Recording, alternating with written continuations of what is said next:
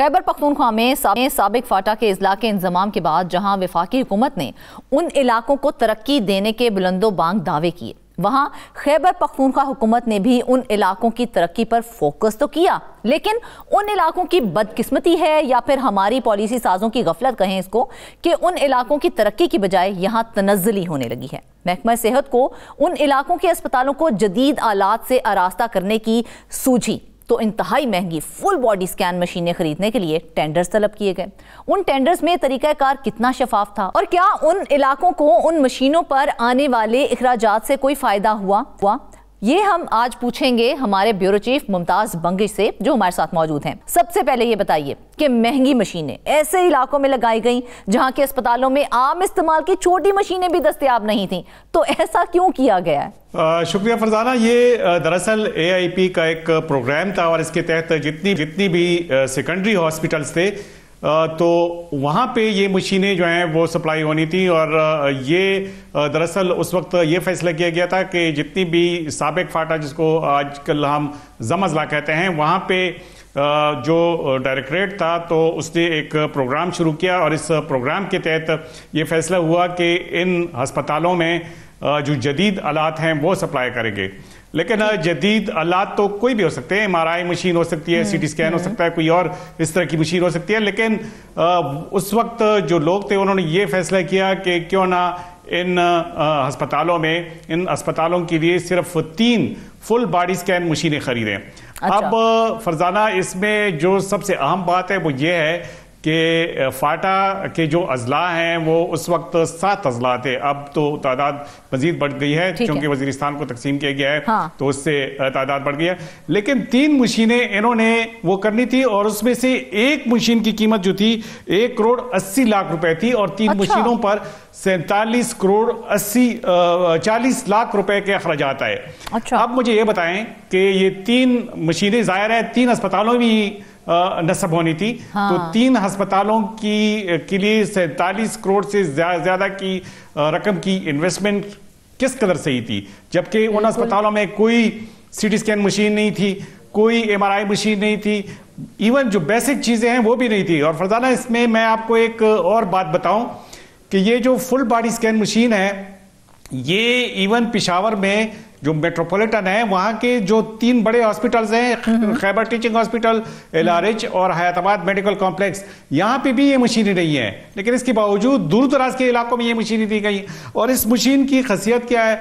ये कैंसर और cardiovascular diseases और इसके अलावा ऑर्गन एब्नॉर्मेलिटी जो है, कोई आज़ा अगर जिस्म में फंक्शन नहीं कर रहा तो ये उसकी तशखीस करने के लिए इस्तेमाल होती है और वो भी अलामात से पहले। मतलब इतनी जदीद मशीन किसी दूर दराज के एक छोटे अस्पताल के लिए खरीदना और फिर वहां पे नस्ब करना कहाँ का इंसाफ था? वो तो तरक्की कर रहे हैं। एग्जैक्टली आप सही कह रहे हैं। और फरजाना, इसमें एक और चीज जो सबसे अहम है वो ये है कि इसमें टेक्नोलॉजिस्ट, मतलब जो मशीनें ऑपरेट करने के लिए होते हैं, वो उसकी तैनाती होनी थी। लेकिन हाँ। वहां पे कोई एक्सपर्ट इन मशीनों को चलाने वाला कोई टेक्नोलॉजिस्ट था ही नहीं। अब एक मशीन को चलाने के लिए कोई माहिरीन ही नहीं है, तो ऐसी मशीन दूर दराज के इलाकों में लगाने की क्या तुकबंदी थी? बहरहाल ये मशीनें खरीदी गई। सिर्फ ये नहीं कि इस मशीनों की जस्टिफिकेशन नहीं थी, ये मशीनें जब खरीदी जा रही थी तो उसके लिए जो टेंडर किए गए, जवाब दिया गया। फिर भाई मशीनें पहुंचा दी गई हैं, टेक्नीशियन ही ऑपरेटर्स हैं नहीं जो उनको ऑपरेट करेंगे, तो क्या जवाब पेश किया गया फिर उनकी जानिब से? फरजाना, कोई जवाब नहीं था। उन्होंने कहा था कि चूंकि हुकूमत ने ये फैसला किया है कि इन अस्पतालों को जदीद आलात से आरास्ता करना है और लोगों को सहूलियात देनी है, तो 3 अस्पतालों के लिए 3 मशीनें और वो भी इस कदर महंगी, कोई जस्टिफिकेशन नहीं थी। लेकिन आलात चले या ना चले, इससे किसी को कोई लेना देना नहीं होगा।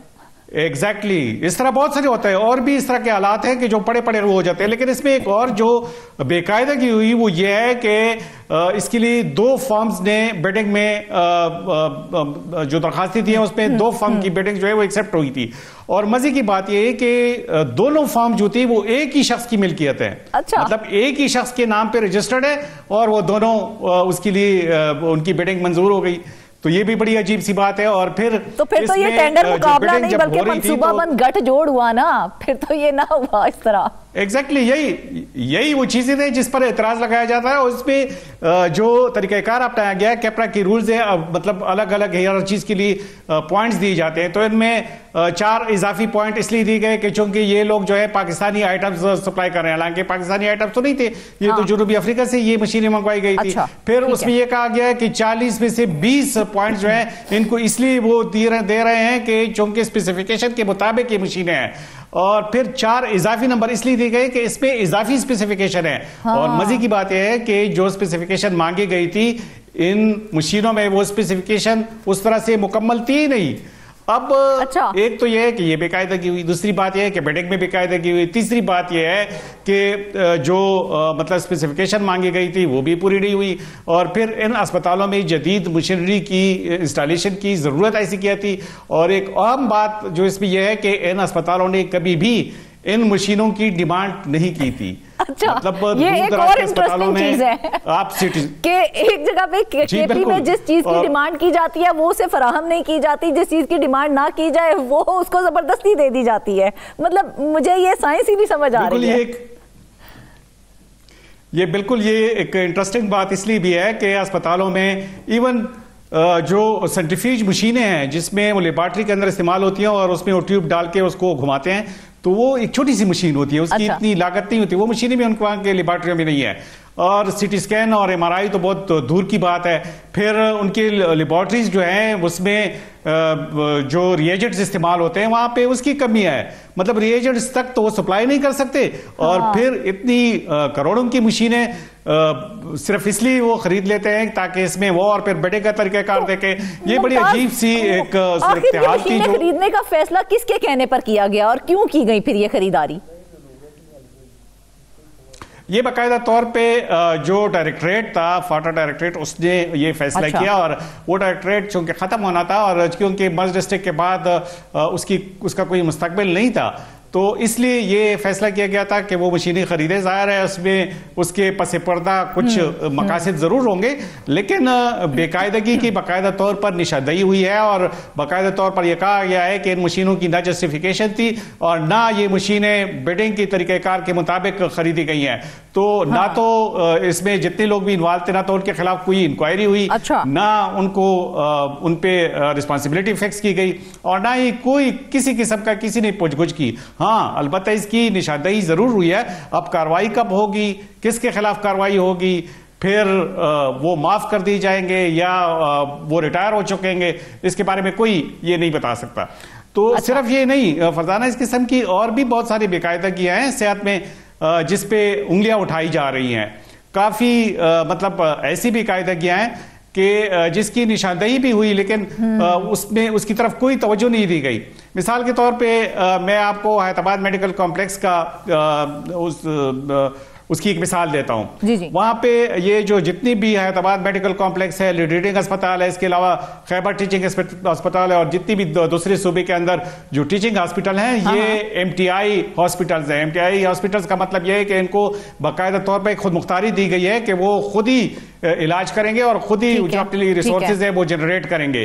वो चूंकि यहाँ पे सेहत इंसाफ कार्ड है, इसलिए वो जितनी भी फीस लें और जितनी भी लेबॉर्ट्री की चार्जेस लें, तो चूंकि मरीज पे असर नहीं पड़ता, तो इसलिए अपनी मर्जी के मुताबिक उन्होंने रेट ओपीडी की इवन चेट के जो रेट्स है वो भी वो बढ़ाते रहते हैं। मरीज पे तो उसका असर नहीं होता, लेकिन यह है कि वो उससे उनके वसाइल बढ़ जाते हैं। लेकिन इसके साथ साथ महकमा खजाना की जानिब से इनको जरूरत के मुताबिक ग्रांट भी दी जाती है। तो हैदराबाद मेडिकल कॉम्प्लेक्स में क्या हुआ कि ग्रांट हासिल करने के लिए उन्होंने अकाउंट में मौजूद करोड़ों रुपए छुपाए। ये मुख्तलिफ अकाउंट्स में ये पड़े हुए थे, तकरीबन 77 करोड़ 85 लाख रुपए तो मुख्तलिफ अकाउंट्स में पड़े हुए थे। किस तरह से मुमताज, जिस तरह से आप कह रहे हैं कि खैबर पख्तूनख्वा में एमटीआई अस्पताल खुद मुख्तार हैं, ठीक है, मान लिया, और हुकूमत उन अस्पतालों को ग्रांट भी देती है, ठीक है। हयाताबाद मेडिकल कॉम्प्लेक्स में करोड़ों रुपए अकाउंट में पड़े हुए थे, लेकिन इससे रिजर्व अकाउंट्स में जाहिर नहीं किया गया। तो इसकी क्या वजह है, क्या बेकायदगी हुई है यहाँ पर? फिर यही वजह है कि जब बीओजी की या जो दूसरे वो मीटिंग्स होते थे उसमें क्लोजिंग की जो रकम है वो सिर्फ 19 लाख रुपए जाहिर की गए। अकाउंट्स में मौजूद थे 77 करोड़ 85 लाख रुपए। अब कहा यह जा रहा है कि बैंकों में जो मौजूद छुपाई गई रकम थी वो कवायद के तहत चाहिए ये था, जिस तरह आपने कहा कि वो रिजर्व मामूली रकम तो नहीं है ना मुमताज, कहाँ सिर्फ लाखों में शो किए गए और कहाँ करोड़ों में रकम पड़ी हुई है।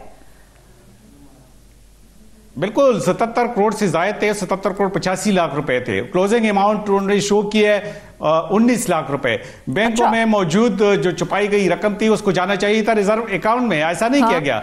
इवन जब गोशवारे बनाए जा रहे थे तो उस वक्त बोर्ड ऑफ गवर्नर को भी जो रकम दिखाई गई वो ये दिखाई नहीं गई।